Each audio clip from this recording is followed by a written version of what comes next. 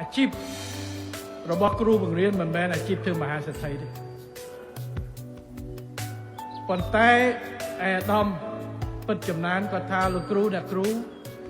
មហាសេដ្ឋីទ្រព្យសម្បត្តិមិនមែនទេប៉ុន្តែមហាសេដ្ឋីនៃកិត្តិយសមានតែលោកគ្រូអ្នកគ្រូទេដែលទៅដល់ណាកូនសិស្សឡើងធំប៉ុណ្ណានៅតែជួបគ្រូសំពះគ្រូហើយហៅតែលោកគ្រូរហូតមានតែជំនាញនេះទេដែលអាចអង្គុយនៅវេទិកាខាងក្រោមហើយអង្គុយញញឹមដែលពេលឃើញសិស្សទទួលបានជោគជ័យនៅខាងលើពេលដែលឃើញសិស្សខ្លាយទៅជាអ្នកជោគជ័យផ្សព្វផ្សាយនៅតាម Facebook គាត់អង្គុយតែខ្ញុំធ្លាប់ពង្រៀនអ្នកនេះដែរអានឹងមិនខុសពីឪពុកម្ដាយដែលធ្លាប់បង្កើតកូនទេនេះហើយគឺជាអ្វីដែលជាអាជីពដែលជាអាជីពដែលយើងហៅថា